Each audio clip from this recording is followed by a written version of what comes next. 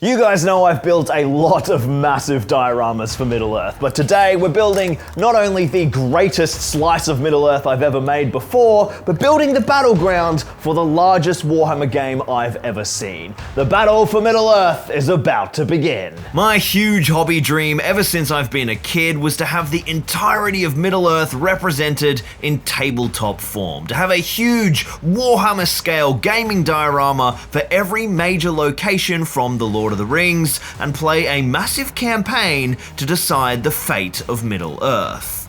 Now I am well on my way, with some big boards knocked over and some even bigger ones on the way, and to celebrate finishing the Siege of Gondor megaboard, the first real milestone on this crazy hobby journey, at some point in the next year or so, I'll be running a massive event where the players battle all over my boards to decide the fate of Middle-earth in a crazy 2-day narrative campaign. But to help coordinate all of these different battles across all the different slices of Middle-earth, we need to forge in secret a master board to control all others. And into this board we shall pour our cruelty, our malice, and our will to dominate the New Zealand Middle-earth League. Let's go make Middle-earth. So we need to make a full diorama of the entirety of Middle-earth, the whole map in one layout. And one of my Patreons, who is a massive fan of this whole crazy campaign, told me about a pretty awesome idea. Oh, he also has his own YouTube channel that you might have heard of. Matthew from miniwargaming.com.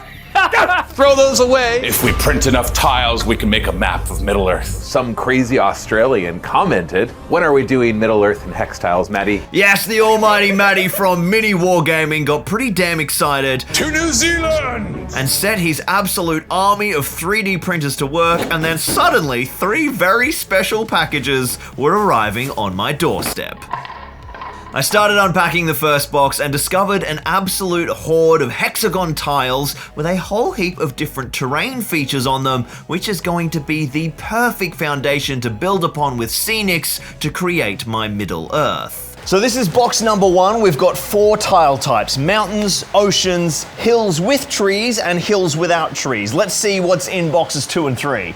First was a couple of variants of some larger hill tiles, then some really dense forest pieces, which are just going to be amazing for like Mirkwood and Fangorn and Lothlorien, and then a really couple of spicy mountains and a volcano, a perfect candidate for Mount Doom in Mordor. Next, maybe some beach style pieces in like a whole range of shapes, and then just a bunch of river tiles. So box 2 has added 21 new hex tile variants, a lot of different biome nuances, bits of forest and hill. We've got rivers, we've got coastlines of different things, lots of different pieces, so that not only I can do different biomes, but also join those biomes together.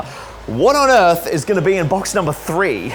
The third box was absolutely wild. The variety of tiles was just insane, and in this package, I found a whole new level of excitement with tiles that were very, very different from the tiles I'd found so far. Matty has sent me so many tiles. I think I have them kind of organized now. We've got all our water tiles with our coastal varieties. There's forests here, forest edges, forest middles, forests with rivers, more hills with trees, large hills with trees, a million rivers. Just so many tiles. But there's just one last little selection of packages here that look a little different. So we're gonna open those together. These look suspect. There is something different about these. They're a different color. I think they might be 3D printed resin as opposed to all the others, which are FDM plastic. We're gonna slice inside. Look at that! Baladur! That is epic! Gorgeous custom tiles! Look at this! Osgiliath! I'm guessing this is Minas Morgul. That looks absolutely epic. Obviously, these designs can't be straight out of the films because of copyright. Whoa! Edoras! Look at this baby. So to get all these tiles made, Matty from Mini Wargaming partnered with Graven Guild, who are the folks who designed the normal Hexton Hills tiles, all of which you can get from the miniwargamingforge.com, and I was blown away by all of these gorgeous pieces at my disposal. Where to begin? So I just slapped down some sheets of foam core board to be the foundation and started laying down some tiles. Now luckily Maddie had done a rough mock-up using the map builder on map.gravenguild.com so that he'd know what tiles were needed to print for the build, so I had a decent starting point. I began with the simplest area, the water tiles, making up Balagea, working my way up to the western coastline of Middle-earth, referencing Maddie's mock-up and the actual map of Middle-earth to get the perfect shape for the coastline. There was a bunch of different coastline pieces, not just in different shapes, but also with different features, beaches or cliffs or river mouths and deltas, which meant that I could really nail a surprisingly accurate coastline. Then with the coast done, I slapped in the rest of the water tiles, and that whole western side of the board is now done. But from now on, things get a lot more interesting. I started in the northwest with the first forest pieces to create some coastal woodlands in Forlinden, and then our first mountain range, Ered Luin, or the Blue Mountains, and then flowed down to our very first significant location, the Shire. Now I'm representing the Shire with 3 different agricultural tiles for a mix of farms and villages, including one little tile with a nice hill and a windmill. Then we have our first river tiles for the all-important Brandywine, including a little ferry tile for the Buckleberry Ferry and the Brandywine Bridge 20 miles north. Then our first large village tile for the city of Bree. To give Eriador some structure, I put down some more river tiles to continue the Brandywine down to the coast, and then began the Grey Flood using a ford tile at Tharbad, and then put down our second mountain range, Ered Nimraeus, or the White Mountains, which created a nice spot for Helm's Deep, and then wound down to Minas Tirith.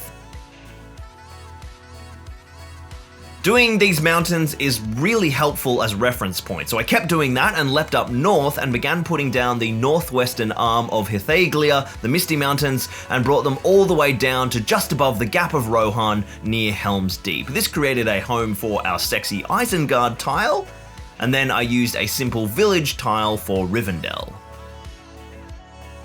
If you guys are keen to grab any of these tiles and build a layout of your own, head on over to the Mini Wargaming Forge at miniwargamingforge.com, where Maddie and the guys have a huge range of these awesome hex tiles. They're not paying me to say that or anything, I just really love these things, and I think you'd have a blast knocking them out, so if you're keen, head on over there, link is down in the description.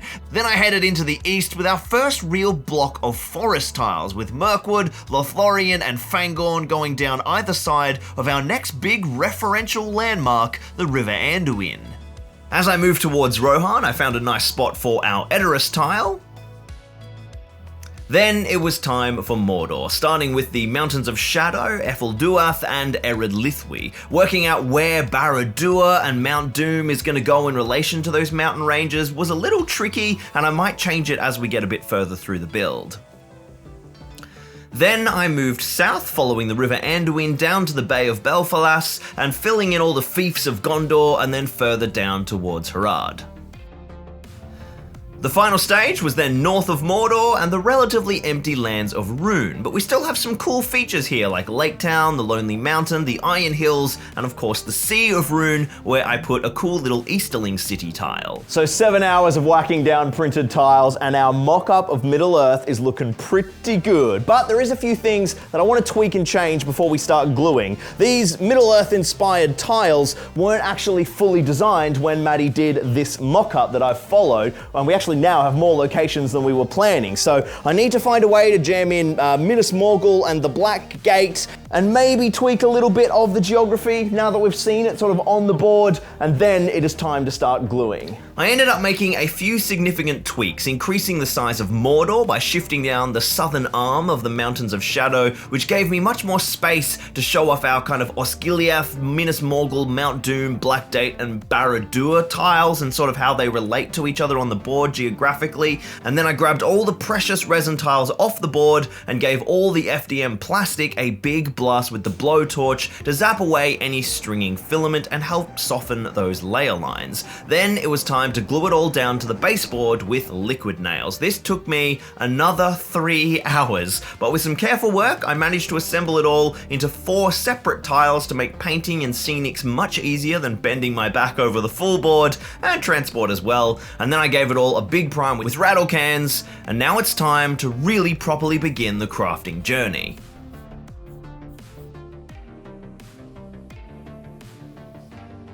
Out comes the Airbrush, who's going to be our main workhorse for the rest of this build, and I grabbed a bunch of green and browns from the Vallejo air range and started experimenting with some coverage. I began with a mid to light tone green and experimented up in the north of Eriador. Now the key to this entire process is to try and get a really uneven and varied coverage with lots of colors and tones blending nicely into that kind of mottled satellite imagery of Earth kind of look. So I'm not going to apply any color as a big solid block, but vary the saturation and the coverage.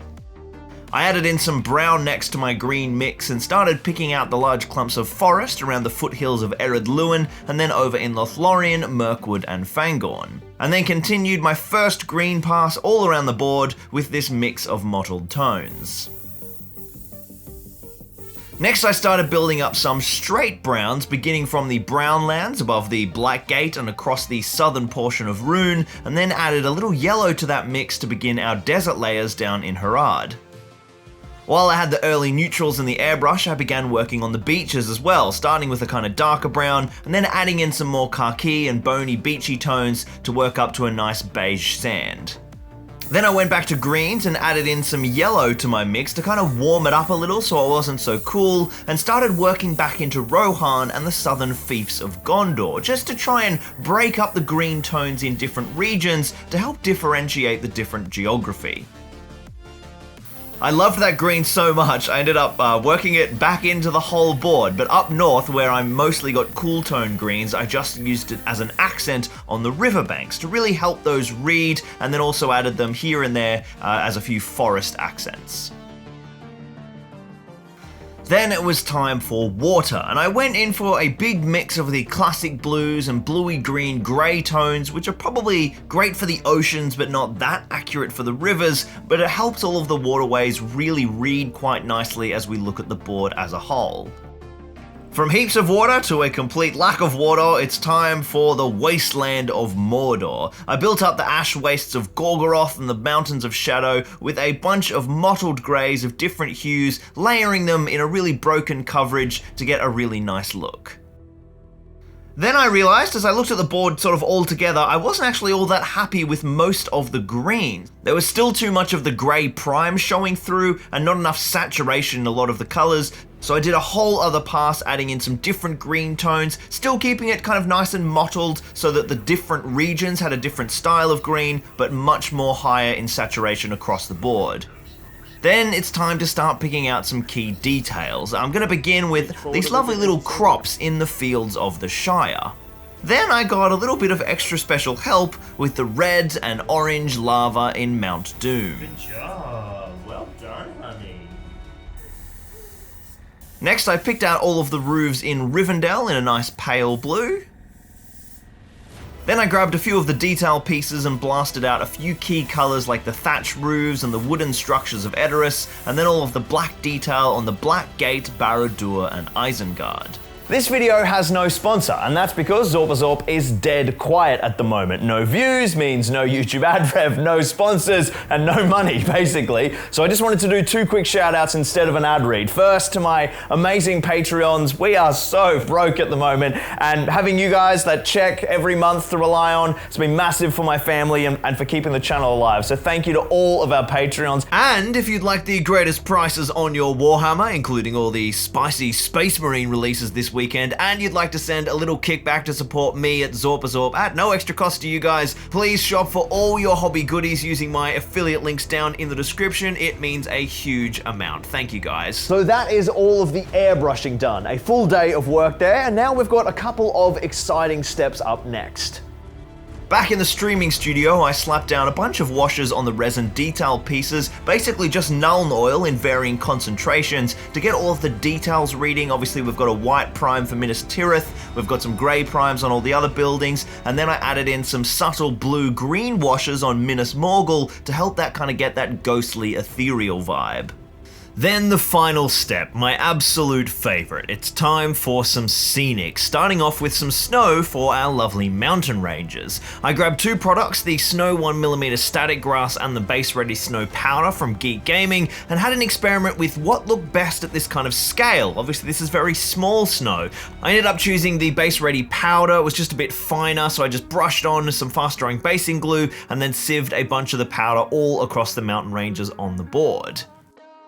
Then I grabbed some foam flocks, a mix of greens and browns, and applied that sort of quite heavily to my big patches of forest, mirkwood, and fangorn, and the flocks were so amazing at adding texture to the board because they're not 3D printed like everything else here. It gives it a real extra layer and it helps set the forests apart, but I just fell in love with how that looked, and so I started sort of whacking down a light coverage of it everywhere. Greens into my kind of lush grasslands and all the wooded thickets, yellow greens into our prairies, and then some browny yellows into the arid grasslands. Then the final touch was a really light sprinkling of the Grimdark Base Ready into Mordor, just the really fine stuff to give that volcanic waste just a little more character, and then with all of that down, I gave the whole board a big spray in matte Scenic sealant and let it dry overnight, and boom, we have just made Middle-earth. If you're looking to buy any of those Scenics or Scenic products for all your hobby needs, check out my store, Zorpazorp.com. I'd love to add even more details to this board, maybe some special campaign pieces for the generals of each army to move around the map, or a big sexy framed border. If you want to see the big mega journey that Matty had to design the whole map and then print off so many tiles, his video is linked down in the description, and it's worth it for the incredible Saruman impersonation alone. There will be no end to printing.